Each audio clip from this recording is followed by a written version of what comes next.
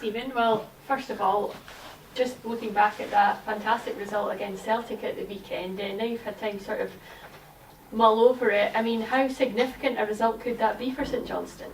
Well, it was a good result, and we hope it's going to be very significant. I think it's a very good place to start. I think going to Parkhead and coming away with a positive result, which we did, is very pleasing, and the way the players performed and the way they done what we asked them to do was really pleasing. And I think our work ethic, our shape, our togetherness was fantastic, and I think it's important now that we build on that.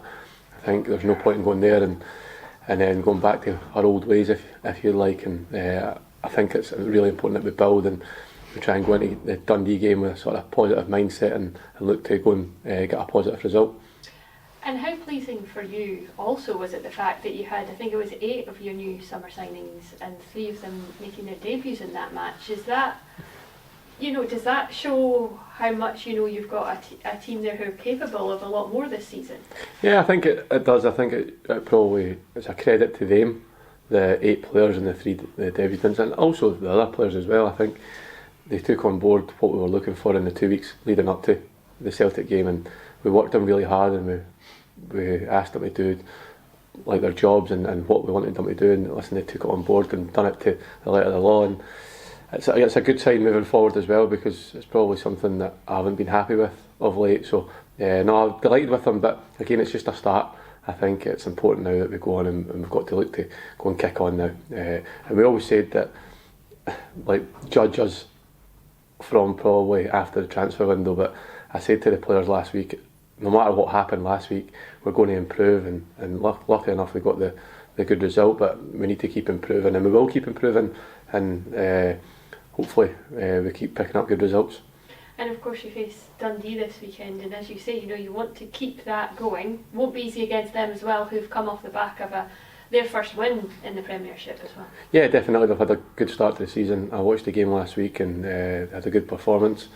I know Tony well as well, so he obviously worked with Derek for years, so I know what his teams will be like, and he'll be desperate for a result as well. It's a derby, Tayside derby, so we're looking forward to it. The pitch is looking magnificent, and it's going to be a big game. There'll be a big crowd here, so it's one that we're really looking forward to, and it's one that we want to go and stamp our authority on and go and show what we're all about. And a lot of the players will be making their home debut as well, so they'll be excited, and we want to go and make our fans happy and win the game.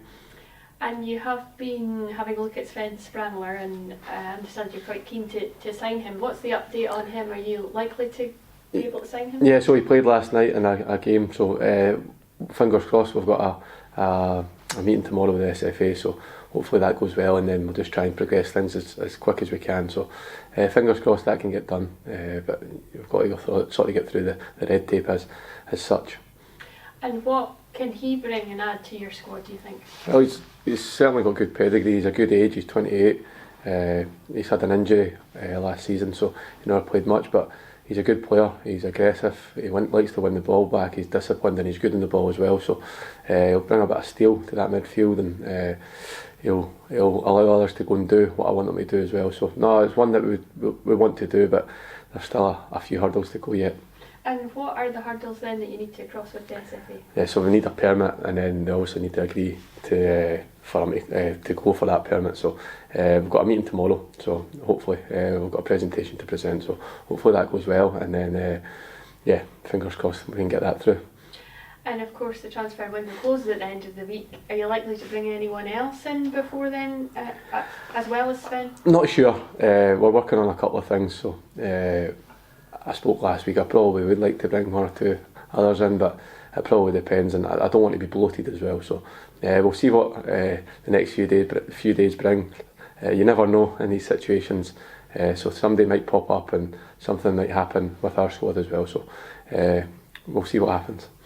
Thank you. Thank you. And you've kind of spoken there a little bit about the kind of red tape you have to go through to bring some of these guys to the door, and just how have you found that this summer in working through things like that and trying to bring players in? Slow.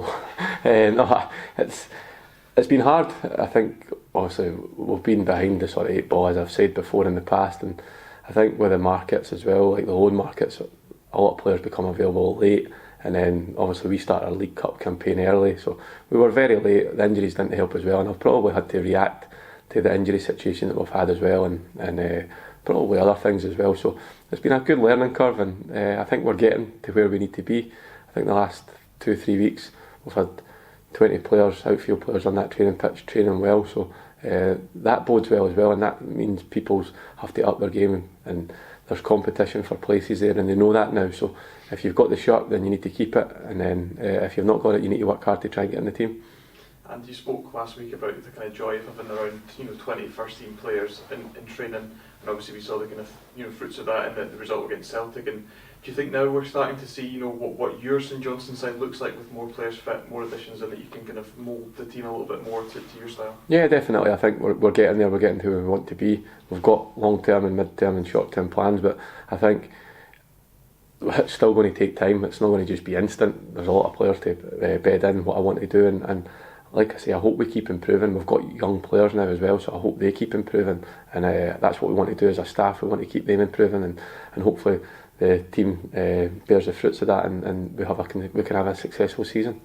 And just finally for myself, how is that injury situation, and what's the kind of team use for the weekend? Yeah, Dre Wright's improving, but not running yet. Nicky Clark's back in the grass, so he'll probably be, I wouldn't like to put a time frame on it, but he's getting better, so he's still weeks away. Ali Crawford's on the grass, so he should be soon back, and Callum Booth, I'm not too sure yet how long he'll be. Thank you very much. You made some big decisions on Saturday against Celtic, not least of which was giving Dan Phillips the captaincy.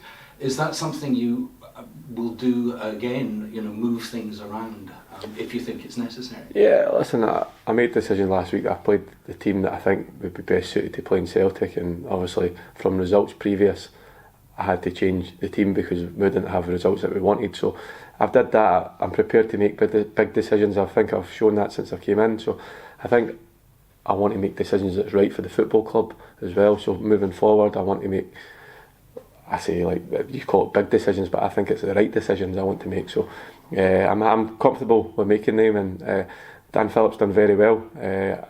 I think the captaincy thing, probably a lot of people make a big deal of it. I'm not really that way inclined. I think he done an excellent job, and he probably took it on really well. But Liam Gordon's my captain. He will be my captain moving forward. So if he doesn't play, then Dan's the captain just now. So that's just the way it is. And but Liam Gordon's still the captain off the pitch as well. And I thought he reacted very well to what happened last Friday when I told him he wasn't playing, and he led the group how he should do. And he came on as well and reacted very well, and it helped the team get over the line and get a point. So I was delighted with both of them.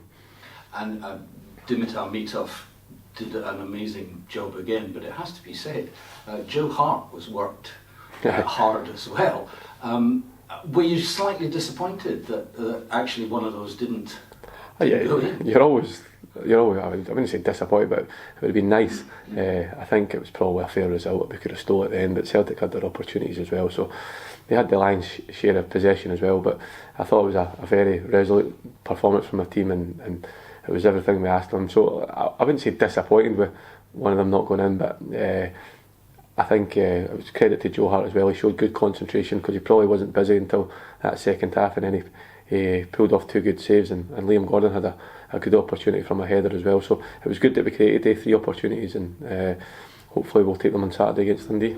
I was going to say, just add the goals on Saturday. Exactly, and that's what we've been working on. We've been working on creating chances, and then that final third as well. But it's important we do it off a good shape, and no, we're looking forward to the game, and we can't wait to get started.